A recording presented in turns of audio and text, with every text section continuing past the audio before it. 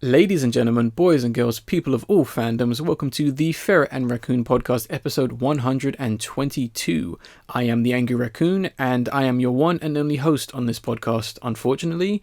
Things have been pretty busy over the last 2 weeks, or fortnight for me, mainly, which I'm going to kind of get into real quick. First thing I want to note, it is pretty damn hot over here in England, London. It's pretty ridiculous, and as of right now, I'm partly recording in the dark during one of the hotter days, maybe, of this year. So if I sound like I'm out of breath or constantly need to take water, please keep in mind it's pretty hot where I'm recording. I cannot really escape the heat. As for me, over the last fortnight, it's been very busy. I haven't really watched or done anything significant that I can really talk about on this podcast. It's mostly been shows that are very new, funny enough, and haven't really, finished or have enough to really talk about. So they're kind of just going to be rough mentions for the most part. The first show I kind of want to recommend to everyone, as soon as it's very new, literally only 3 episodes in, is the Trevor Moore show, which is currently, I believe, being streamed on a certain radio station in America, but we are getting the filmed YouTube uploads roughly every Friday. And the basic premise of this, well, I should explain, Trevor Moore is essentially a comedian writer. Some of you may know of him as one of the kind of brains behind The Whitest Kids We Know, who kind of made a lot of parody YouTube series back in the very early days. So if you look up The Whitest Kids We Know, or I think it's The Whitest Kids You Know. If you type in Trevor Moore, you'll find, what he's done. And it's essentially a talk show / interview show where Trevor Moore is the host. He's with his other 2 co-hosts, and essentially they try and solve the world's issues or problems. And they basically take very broad topics and themes, like, for example, the first episode dealt with sex, the second episode dealt with war, and the most recent episode, at time of recording, dealt with aliens. And they essentially bring on guests who kind of know about these things and kind of bring in their opinions, their experiences, and kind of get their, I guess you could say, their general vibe or opinions, like I said before, on the topic. So it's pretty interesting to see the kind of combinations of people they end up getting. They usually end up getting a comedian / celebrity. They've had people from, furries or fursuiters to people who believe in aliens and ghosts, just an example. And then the show has been getting a little bit more abstract and a bit weird, a little bit like Eric Andre to some extent, but not as crazy, where we have people playing strip Risk, aka strip poker with the game Risk. So I want to recommend that show. Unfortunately, Comedy Central, who are, I guess, producing this show, they've pretty much blocked the United Kingdom from actually accessing their YouTube channel. But luckily, I can still access this show. So if you do live in England, keep in mind you're going to have to type in the Trevor Moore show to find it. The second episode I want to talk about, which I kind of have to remind myself of because it's been around for a while. It's only 2 episodes in, and it's an animated, YouTube series called Ollie and Scoops. I believe I said that correct. Let me double check. Yep, it is Ollie and Scoops. Sorry for the awkward cut. But this is a pretty interesting series about a girl and her talking cat, although I think they've kind of confirmed that only she can hear the cat talk, or only she thinks the cat talks. I don't know. Really fun little animated series coming from an independent small team, just making a very kind of classic-ish looking, kind of portraying animated series. And I really want to recommend that. So if you got some spare time and you want to give them the support via likes and subscribe, definitely go look up Ollie and Scoops. It's a pretty fun series so far, even for 2 episodes in. And let's get straight into the news stories and talking about what happened over the last fortnight. And besides the world pretty much being on fire in terms of a lot of the bigger geographical, political, world news stuff, the world has pretty much been on fire, and I don't really want to talk about that too much because it's going to be an ongoing situation, much has been the theme of 2019. So I kind of want to bring people's attention to something that I think is pretty important, that kind of matters to me, and I think it matters to a lot of people, and that is the passing of Richard Williams, who passed away quite recently, aged 86. Now, for those of you who don't know, Richard Williams is the legendary and inspiring animator. and director who is best known for Who Framed Roger Rabbit, as well as 1971's A Christmas Carol, his animated adaptation of that, as well as the unfinished masterpiece, The Thief and the Cobbler, which, funny enough, you can find the recobbled edition, which essentially is piecing together a lot of the, unfinished or lost bits of the film. You can find that on YouTube. He's mostly known for those, but I also want to mention a few of his other animations which don't usually get the spotlight as much, such as the Raggedy Ann and Andy, a musical adventure film, which has some pretty interesting examples of animation. It's pseudo live action animation, but you'll have to watch the film to get what I mean. He also did the intros, or the animated intros, for the Return of the Pink Panther and the Pink Panther Strikes Back, which if you go back and watch those intros especially, very striking. They've definitely held up. A lot of his work has 100% held up, especially Who Framed Roger Rabbit. There's a reason why a film like that hasn't really been done again. One, because it took a long time, and two, because the outcome was fantastic. I mean, he won Oscars for that, as well as winning many other Oscars. And the way Richard Williams animated was always fluid and so detailed. If you do look at his work, if you've somehow never seen his work, please look it up. It's on YouTube. Like I said, you can find the recobbled edition. The same person, I can't remember their name, excuse me, who is currently re-uploading, or has uploaded the recobbled edition of The Thief and the Cobbler, has also uploaded a slightly more complete and mastered version of the Raggedy Ann and Andy film. So please go and watch those, especially the Pink Panther intros, because they're so short and they're fantastic, as well as anything else by Richard Williams. But getting back to where I was, his fluid and detailed animation was so captivating in a way that he always used depth and perception to create like the movement of a camera. He would always do these weird rotating around scenes, and things rotating and moving around, and things opening up to show very 3D-ish looking stuff. And he was, interestingly enough, never really interested in 3D or CGI animation. He pretty much stuck to 2D animation. And he also mainly animated in ones, as opposed to twos or threes. And what that essentially means is that for every frame per second, which is 24 frames per second, he would essentially draw a different image. So literally you would have a different picture every 24 frames, as opposed to some people who would do a different image every 8 seconds or 16 seconds or however many. That's why his animation, I think, for a lot of people would look so striking and unusual and so detailed. So we've lost a real icon recently. I definitely wanted to give him a shout out, because I think he is very important, not just in the landscape of animation, but in terms of film, and in terms of where animation is going to possibly head. So really wanted to mention him, and hopefully you guys will discover a new or a legendary talent, I should say. Let's move on to the news stories and topics. The first trailer I want to talk about is for Dolemite Is My Name. And I've been looking forward to this film since I heard that Eddie Murphy was going to be playing the legendary comedian, actor, and film producer Rudy Ray Moore. And I'm more, or how do I phrase this?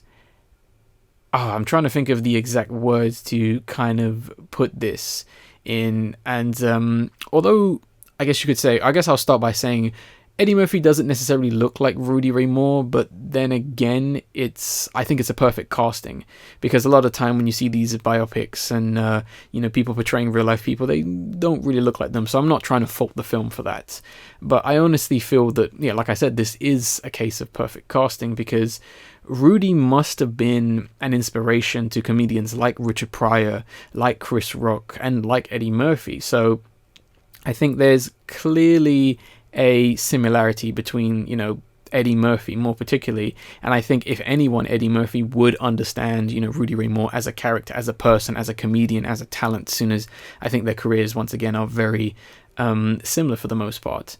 Watching the trailer, it's very interesting to see that this biographic biographical film itself is very much like Rudy Ray Moore's films, or how he would make his films. They're very much a blaxploitation, and it looks like everyone is having fun making this biopic picture.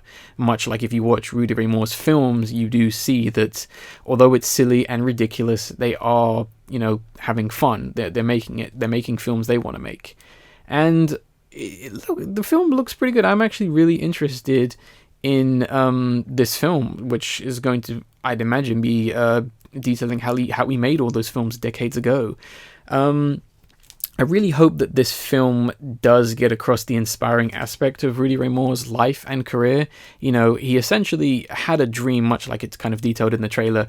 He had a dream to make his own films how he wanted and in his own vision, and also had fun making these films, even though, people don't say they're very good, or say that they're very silly, or you could say they're dated to some extent. And that's something that I really like about Rudy Ray Moore, and why I like about people who kind of do their own things. Much like Richard Williams, he pretty much did his own thing. He didn't want to kind of really just move with the times, and I think he made the smart decision by not making a lot of his stuff with CG 3D animation, because a lot of CG 3D animation right now looks dated and pretty poor, as opposed to, much of his discography still holding up today. And I do like people who don't compromise for anyone or for their vision. So hopefully that message gets across, which I really hope it does. It does seem like it's going to be heartfelt. I don't know how accurate it's going to be. The whole scene with them going to the premiere of the film, I don't know if that really would have happened with his kind of film, maybe for the first film. But I think that might be a bit more farcical in terms of kind of bigging up how big of a deal Rudy Ray Moore was. But nonetheless, other things to mention, the costume design is pretty good. A lot of the casting, such as Keegan-Michael Key being in there, as well as Wesley Snipes, which I was actually pretty surprised to see. That's an interesting cast. I'm probably forgetting a few other people, but very interesting for the most part. The only thing I don't really like about this film is I don't like how clean the quality of the film is. I'm not saying I want it to be filmed on film of, the 1970s, 80s. I'm just saying maybe you could have, done a little bit more. You've kind of very clearly added kind of like a filter or like a color saturation over that. I can't remember the exact words right now to kind of make it look dated, but you're not really fooling anyone, because when I watch this film in 1080p, it's going to look like a film that was made in 2019. But nonetheless, really looking forward to this film. Hopefully it gets a DVD release, and hopefully more people will discover the works of Rudy Ray Moore, because I've only watched one of his films and I want to watch more. Hopefully someone will start releasing his films in slightly higher quality masters. The only film I've seen of his, which I'm not sure if he made, but he was definitely in, which is The Avenging Disco Godfather from 1979, which is a very interesting film. It's not the greatest film ever, but it's certainly entertaining. So that's kind of my next recommendation. Moving on, next trailer we have an interesting one, which is titled Bliss.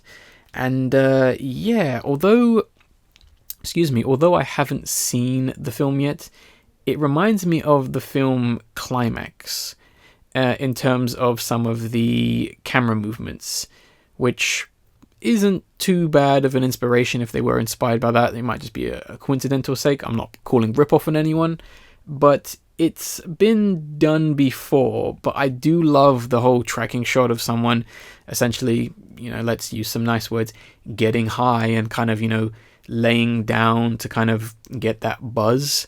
And the whole spinning shots definitely kind of evokes a really nice kind of recreation of what it's like to possibly be high on something or be feeling a different experience. Because, when you're, intoxicated in some sense, the world spins, or your vision is definitely all over the place for the most part.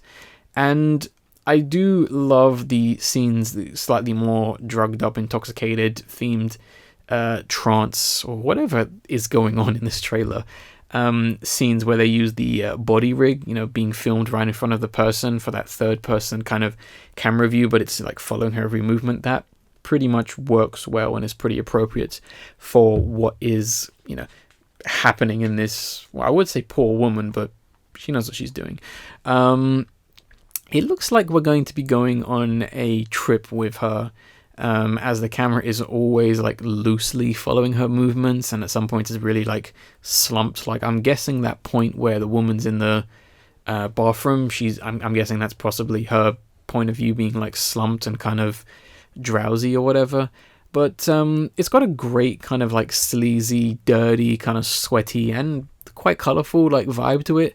I hope this isn't another case of style over substance. I hope they haven't just looked at other films like Mandy and Climax and just gone, yeah, throw some colour on it that will make up for a piss poor story. Because I mean, the story of artists using drugs for inspiration has been done before, so it's not too interesting. But what is interesting is the fact that there are constant references to blood. So I'm honestly wondering, is there like a vampire I can't even say the word, implication? Is she a vampire? Is she acting up like a vampire? Because I'm assuming she's possibly killing people for her artwork. So, and I know there's like quotes that say, oh, it's a punk vampire film or whatever. It'd be interesting to see if this drug is making her act like a vampire where she needs blood. But yeah, I'm pretty interested in this film. Hopefully it's good. Hopefully we get a release. That's the main thing you got to say with these films, is hopefully it gets a release. But I highly doubt it. Next trailer we're going to talk about, which is one I didn't know what it was about until I actually read up on it. But we have Honey Boy, which is a pretty weird one. You can definitely tell from the first scene of the trailer where it's just a kid just, being pulled back on a wire. And this is essentially based on Shia LaBeouf's childhood and relationship with his father. And Shia LaBeouf himself is portraying his father here, which I'm really interested to see the father pushing, / encouraging the son into acting, or, in a slightly extreme sense. And then the son kind of becomes the well-known actor, and the father essentially relies on the child for support. That's a story that hasn't really been done too many times, mainly in films. I know it's been documented and talked about, but it essentially is like the dark and emotional side of the child actor being, child actor and pushy parents, is a concept within our reality that's not really highlighted too much, mainly because it's very much behind closed doors, unfortunately. And I'm pretty sure a lot of actors have spoken out about it. And unfortunately, I'm sure many more will speak out about, possible abuse and trauma. I mean, it's been documented plenty of times before, even recently. I know there was a very horrible scene. There was a very horrible scene where I know a mother was allegedly like hitting her child who wasn't, doing something or whatever for a advert or something. But I'm not going to dwell too much on that. But yeah, I really hope that this film does explore that very odd and very interesting relationship that has occurred in real life. And this is a very bold film to do it on, especially given a lot of the cinematography and the way in which we're going about it. This is not a very, this is not a biopic. This is very much a somewhat fantastical reimagining or story or narration of Shia LaBeouf's experience or life to some extent. So it's interesting. Shia LaBeouf's character, being his dad, is so direct and so intense and so passionate. You can really feel a sense of that passion and love for his son, which does come across as very unhealthy and extreme in a lot of sense. And it does portray his father to be like almost like a mental case, almost to the point where you're really worried about Shia LaBeouf's character or this kid, what this guy, he is, quite threatening to some extent. I mean, he is trying to, saying like all these positive things like, you can do it, you just got to believe you will be able to do it. And that's fine. Every parent should essentially be supporting their child in that sense. But, at what level is it too extreme, which is hopefully something I get to see the film hopefully portray. I really want to know what kind of films they're making for the most part, because we have like pies being thrown in children's face in slow motion. We have like Shia LaBeouf's character coming out dressed as like a woman or a nanny or some kind of caricature. We have like this kid constantly being like pulled through wires and thrown and flung and all this other crazy stuff. I'm guessing that this is going to be some kind of like metaphor, possibly. It should be interesting. I mean, I'm guessing they're going to be metaphors, or they're going to have like play a bigger part in this film. As far as I can tell, that's not a real film that Shia LaBeouf, or TV show that Shia LaBeouf was in, but it looks strange and it looks pretty awesome. So I'm actually pretty excited to actually see what the hell is going on in this film. I hope it's good. This is written by Shia LaBeouf, so we'll see if some actual original writing actually does pay off for him. The other thing that's worth mentioning is it's very clearly going to be changing camera styles, as it's going to be a film within a film, or it's films within a film. So it will be nice to see if that contrast of, camera quality actually plays a role in portraying this relationship and, realities, whether certain characters can't escape certain realities, being the film world or the real world in that kind of sense. So hopefully it does become a deeper and more emotional film. That's what I've got my fingers crossed for. So 3 pretty interesting films for the most part. I am really looking forward to them, and we kind of got a bit of a roundup section for the most part, which we're kind of going to end the podcast on, because news is still coming in regarding Disney's D23 Expo 2019, and there's a lot of things. Not all of it is stuff worth talking about. Not all of it is stuff that I can really talk that much about, because unfortunately a lot of it is just a bunch of people coming out and talking about, we're gonna do this and here's a picture. So I think it's worth talking about it, because Disney right now is one of the biggest companies. Pretty much they've got their hands on the film industry, and they are ready to essentially revolutionize the television / streaming industry service, whatever you want to refer to it as Disney Plus is fast approaching. I know for America they're getting it in November. I believe United Kingdom is getting it first thing roughly next year in 2020. So they pretty much throwing everything at the wall. They are giving everyone the money. They are just they are ready to potentially become a big thing, or the next big thing. And let's talk about some of those things really quickly. Now, I haven't written a lot on them because there's not really much to take in, and I don't really want this podcast to be going over 2 hours, especially if I'm just going to be talking about a picture. So let's talk about some of the more important things, some of the things that actually interest me the most. First thing I'm actually kind of optimistic about is the She-Hulk TV series or film. She-Hulk is a very interesting and underrated character, and to kind of, I hope that what they do is they go by the whole sense that she is a it's kind of like more of a court case TV series. I believe she's a lawyer or something like that. She works in the justice system, I know that much. So I would like to see something a little bit like some of the Daredevil comics, some of the She-Hulk comics, where literally by day she's a normal, lawyer of justice, and then by night she's essentially kicking ass. That would be interesting if they go by that. I don't know what they're going to do, but hopefully it's great. I don't know who the hell you can cast for this, but hopefully it has like a comedic sense, because although I'm not sure if people get upset for me saying this, but there's always been a comedic element, in my opinion, to She-Hulk. And that's not me saying that She-Hulk is a joke compared to the Hulk. That is me saying that there is a slightly more comedic sense when you kind of look at the character of She-Hulk and see how she kind of portrays herself as a, I'm a strong woman who will kick ass, And I've always liked that angle with She-Hulk, and hopefully something like that translates. Next thing, staying with women, we have Ms. Marvel. That's MS Marvel. She is the other, essentially, Captain Marvel. She's essentially has roughly the same kind of powers-ish, but she's a little bit more down to earth. I can't remember the name of the actual character that plays her, but she's always been interesting, especially as soon as she's just like a teenager that just goes around and kind of helps the world, as far as I'm aware. She's very much like Marvel's superhero. She's very much like Marvel's Superman if Superman was likable and a teenager. Yeah, shots fired, Superman sucks. But I'm looking forward to this series. Hopefully it essentially stays fun and true to the comics, and it's just random adventures with Ms. Marvel. Next, I guess, main Marvel thing to talk about is, what is it called? Moon Knight. I don't know much about Moon Knight, but I know he's cool as hell. And hopefully the series is cool. I know a bunch of comics, slightly more recently, kind of had a slightly more black and white aesthetic in terms of how it was drawn.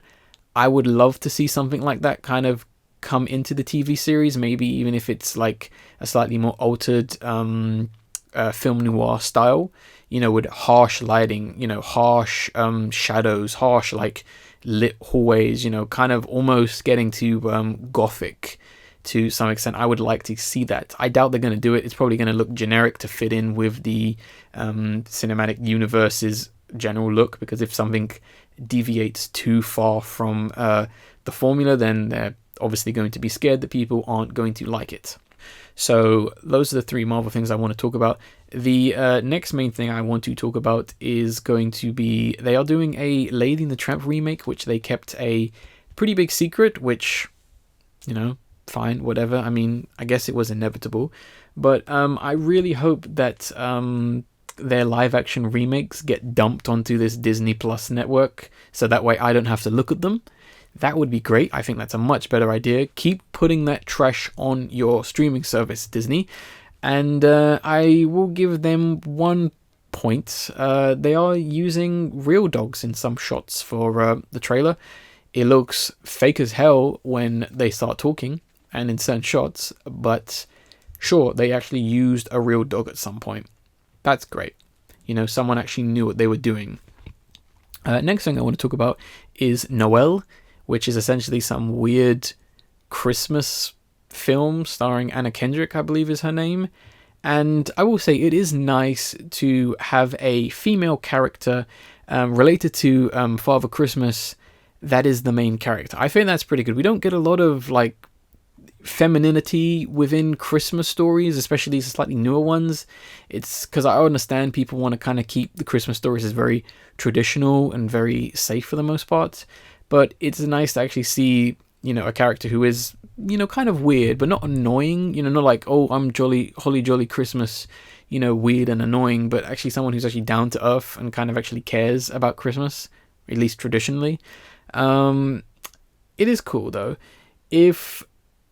One thing that was kind of weird though, was like the scene towards the end where she's kind of talking about the woman's yoga pants, and Anna Kendrick, or Noelle, excuse me, doesn't know what yoga pants are, which I find kind of weird because she's like the sister of the current Father Christmas, and I assume she at least knows what Father Christmas does. So I don't understand how she doesn't know what yoga pants are, because at some point someone must have asked for yoga pants for Christmas. I understand she's probably not like helping out with the elves and she probably doesn't know what the items are, but if she knows about the real world and is competent enough to walk around and at least knows what she's doing, granted she won't know everything, this is a fish out of water story. Yeah, that's kind of a bit surprising that she doesn't know what those are. It's a bit weird. You know what I mean? It's like asking someone at Apple, like, do you know what a phone is? How do they not know what a phone is? Yeah, it's interesting though. They are really trying to capture the realism of like 2003's Elf, which is fine. People love that film, so whatever. Disney has a shot at it.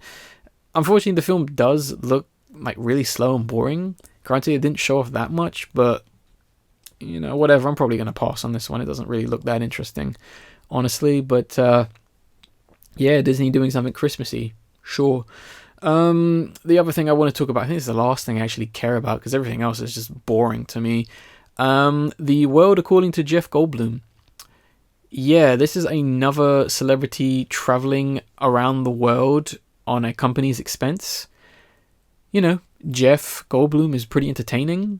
Plenty of people are going to watch that. I mean, this is a show for dads as well as ladies who have a crush on him and his fans. They'll watch it. I mean, sure, I'll watch it someday. It looks interesting enough. Granted, some of the things he's interested in, I don't care about at all, like sneakers and jewelry. Granted, the man is like, over 50, so, sure.